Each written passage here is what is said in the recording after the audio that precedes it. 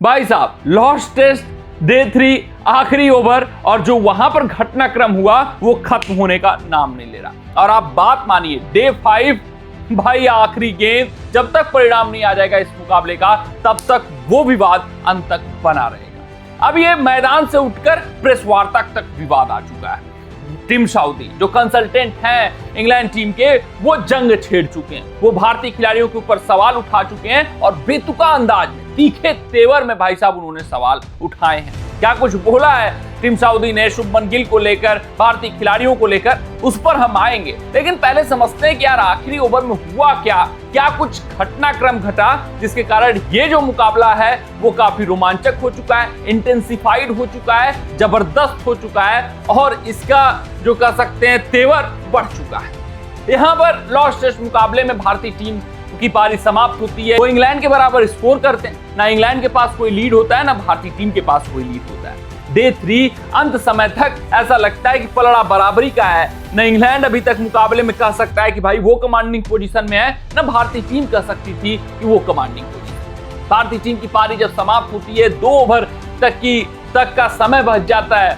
England आते हैं, बल्लेबाजी करना शुरू करते हैं और टैक्टिक्स अपनाना शुरू करते हैं, क्योंकि आखिरी समय में यार कम से कम गेंद आप फेस करना चाहते हैं, क्योंकि आपको पता है जो विपक्षी गेंदबाज है वो ऊर्जा लगाएगा, वो जोर लगाएगा और यहाँ पर अगर विकेट गिर गया तो फिर लेने के देने, मोमेंटम भारतीय टीम के पक्ष में और आपके ड्रेसिंग रूम का माहौल सन्नाटा सा छा जाएगा। जिस कारण से इंग्लैंड टीम मात्र 1 ओवर खेलना चाहती थी।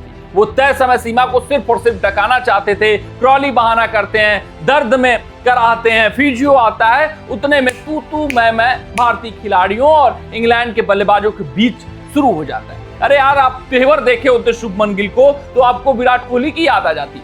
शुभमन गिल एकदम पास चले जाते हैं जैक क्रॉली के, एकदम उनके सामने खड़े हो जाते हैं, हाथों में उंगलियों से इशारा करना शुरू कर देते हैं, केएल राहुल उनका सपोर्ट करते हैं और बहुत कुछ कन्वर्सेशन होता है। क्या कुछ बातें होती हैं वो सिर्फ और सिर्फ गिल और क्रॉली जानेंगे, लेकिन भाई फेशियल एक्सप्रेशन से समझ में आ रहा था कि गिल बेहद नाराज हैं। गिल चाहते थे कि 1 ओवर और इंग्लैंड खेले और इंग्लैंड कदापि नहीं चाहता था कि 1 ओवर के बाद वो दूसरा ओवर फेस करे। और ये जो समस्या थी, ये जो तीखे तेवर भारतीय खिलाड़ियों द्वारा दिखाए गए, वो इंग्लैंड टीम को पछता हुआ नजर नहीं आ रहा है। प्रेस वार्ता में टीम साउदी आते हैं, बड़बोलापन दिखाते हैं और तीखे तेवर में भाई गिल के ऊपर निशाना साध देते हैं।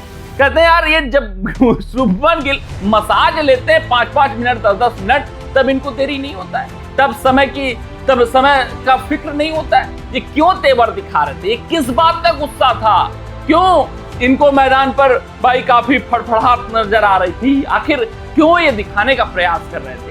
जब ये अपने मसाज लेते हैं, जब ये अपने ट्रीटमेंट लेते हैं और आप मैदान पर आराम से लेटकर मसाज ले रहे हैं मानो आप गार्डन में घूमने आए हैं। जब ये शब्द टिम साउदी ने बोले, भाई अब मुकाबले का मजा बढ़ चुका है, क्योंकि ये बातें सुनी गई होंगी, शुभमन गिल द्वारा सुनी गई होंगी और टिम साउदी ने ये बातें जो बोली हैं वो सिर्फ और सिर्फ टैक्टिक्स वाइज बातें हैं। ये उग्र करना चाहते हैं भारतीय टीम को, उनको अपनी रणनीतियों से हटाना चाहते हैं, गेम से ध्यान हटाना चाहते हैं और बैटल माउथ का करके फिर मैदान पर जंग जीतना चाहते हैं। लेकिन गिल, गौतम गंभीर बहुत समझदार है टीम साउदी, ये चीजें बहुत आगे नहीं बढ़ेंगी। भारतीय खिलाड़ी अपने गेम पर फोकस करेंगे।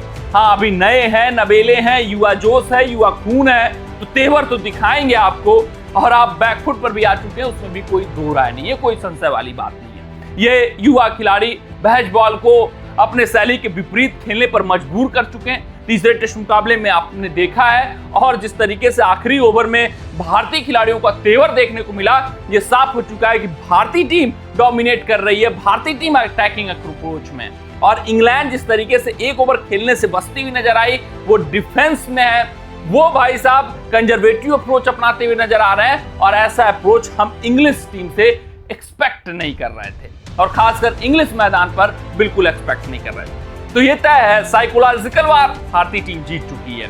अब जो वार बचा है मैदानी, वो देखना दिलचस्प रहेगा कि कैसे भारतीय लड़ाके इस एडवांटेज को अपने फायदे में लेते हैं, फिर कैसे वो चौथे दिन गेंदबाजी करते हैं। जसप्रीत बुमराह पर बहुत कुछ निर्भर रहने वाला है और जो स्टेटमेंट का जवाब देना है वो सिर्फ और सिर्फ गेंद से दिया जा सकता है। ताबड़तोड़ अगर जवाब आता है, कहर बरपाती हुई गेंदें जसप्रीत बुमराह फेंकते हैं, तो फिर भाई बैटबॉल के बस का नहीं है कि वो लास्ट टेस्ट मुकाबला जिता ले जाए। देखना दिलचस्प रहेगा कि कैसे चीजें चलती हैं चौथे दिन। बहुत क्रूशियल फेज है इस टेस्ट मुकाबले का, लेकिन ये जो आखिरी ओवर में घटनाक्रम हुआ है इस मुकाबले को इंटेंसिफाई कर चुका है, इस मुकाबले की रोचकता और रोमांचकता को बढ़ा चुका है। कमेंट सेक्शन में कमेंट करके बताइएगा कि आपने आखिरी ओवर के इंसिडेंट्स को देखा या नहीं देखा। मिलते हैं आपसे अगले रिपोर्ट में, तब तक अपना ध्यान दें, सुरक्षित रहें, स्वस्थ रहें, मस्त रहें। जय हिंद, जय भारत।